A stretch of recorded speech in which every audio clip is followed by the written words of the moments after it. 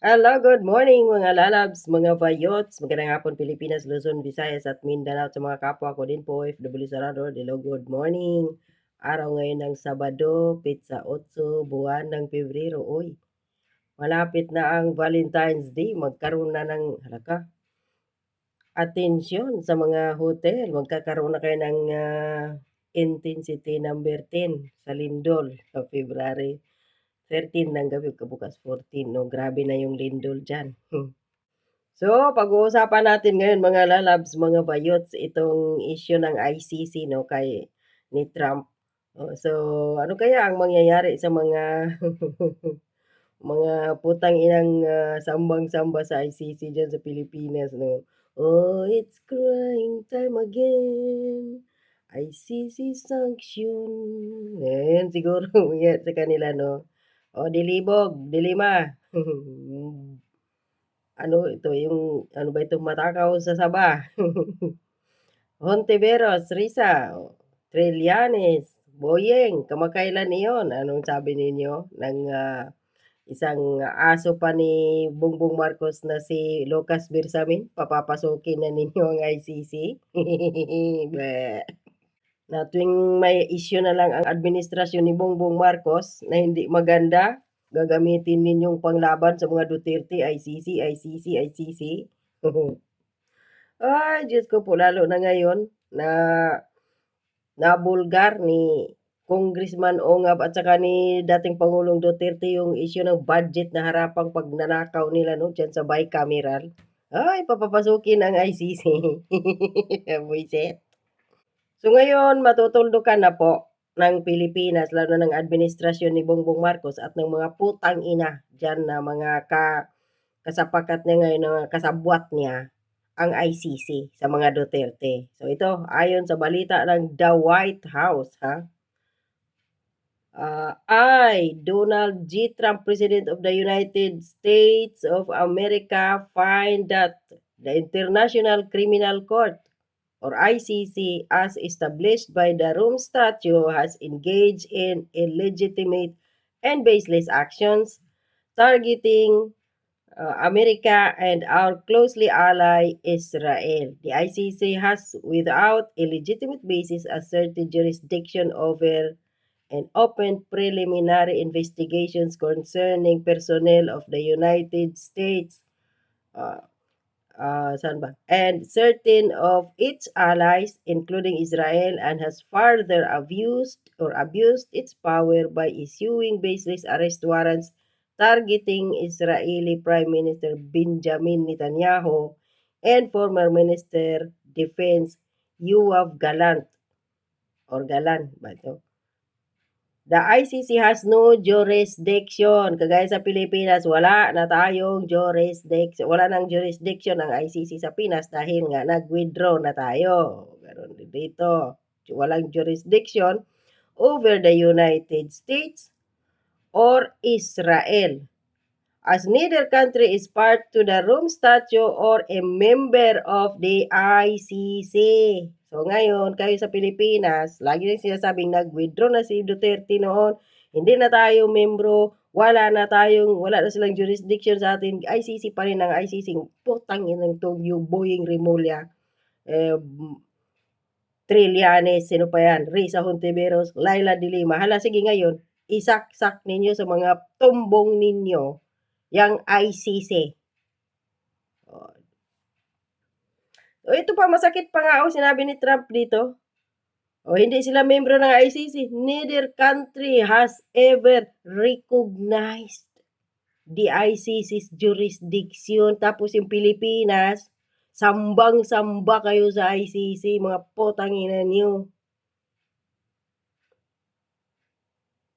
And both nations are thriving democracies with the militaries that strictly adhere to the laws of war. The ICC's recent actions against Israel and the United States set a dangerous precedent, directly endangering current and former United States personnel, including active service members of the armed forces, by exposing them to harassment, abuse, and possible arrest, This malign conduct in turn threatens to infringe upon the sovereignty of the United States and undermines the critical national security and foreign policy work of United States government and our allies, including Israel. Furthermore, ayan na, including Israel.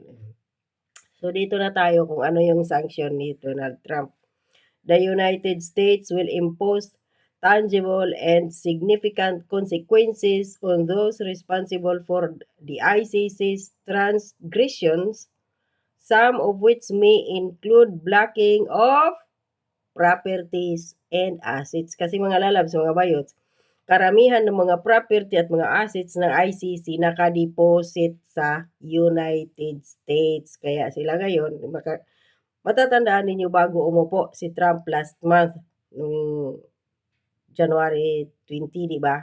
Na sinabi na niya na mag-impose siya ng sanctions sa ICC kaya nagbigay ng sahod ang ICC ng 3 months sa kanilang mga tauhan. So may hanggang ano yun, next month, March. So matapos yun o ano na, kung froze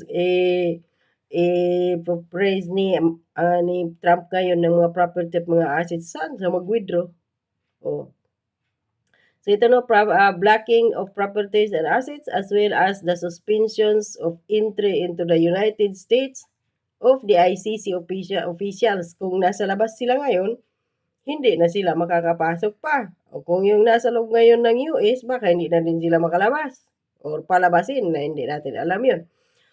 So, employees, ito ha, United States ICC officials, employees, and agents as well as their immediate family members. So, ganito kaano si Trump ngayon. Good job, President Donald Trump. Oh, sino magbe-benefits nito ngayon sa Pinas? Si Digong. Yeah. Huling halakhak pa rin kay dating Pangulong Duterte. Pinipikat-pikatan na nga Tatay Digong ngayon. As their entry into our nation would be detrimental to the interest of the United States. Therefore, determine any effort by the ICC to investigate, arrest, detain or prosecute protected persons as defined. Ito yun ang mga section na to, no? So, yun na. So, ano masasabi ninyo dito, mga lalabs, mga bayot? Iyak ang mga putang ina dyan sa Pilipinas na himod puwit sa ICC. Kung talagang alam ninyo, gaya ni Franz Castro, sabi niya, kailangan daw makulong si Duterte, si Senator Bato, di ba yung ano nila doon sa GMA7. Yung paghaharap na doon, bakit hindi kasuhan ngayon dyan sa korte sa Pilipinas? Gumagana naman ang korte natin kahit papaano. So, ICC no more. Wala na. Dahil kahit pa sabihin ni Lucas Bersamin na yung hayaan doon na yung Interpol, yung red notice, yung blue notice, saksak ninyo yun lahat ha. Yung Interpol nyo, blue notice, red notice, sa Bersamin, Rimulya, Trillanes, Dilima, Hontiveros, isaksak ninyo yan lahat sa mga tumbong ninyo't baga at ngala-ngala. Wala na. Wala na kayo ngayong maipanakot sa mga Duterte na ICC. O ikaw, Cristina Conte, ICC lawyer, nagmamagaling-galing ka about kung paano ka nga sinuplak ni Atty. Panelo. O ngayon, baka ma-ICU ka. Instead of ICC, ma-ICU. Naku. So, ano masasabi ninyo dito, mga lalabs, mga bayots? Wala na. No more ICC. Tapos ngayon, ang pantakip nila ni Bongbong Marcos sa issue ng kanyang bankrupt na tawag dito? PhilHealth. Yung hundreds of billions na insertion nila dyan sa 13 pages, 28 blank items dyan sa sa BICAM. Ang dami pang isyung problema sa Pilipinas ngayon, puro impeach Sara. So ano ang susunod? Yun na yung pinakamatindi nilang pan-diversion tactic dito sa issue ng 2025 national budget na yan na 6.352 trillion, impeach Sara.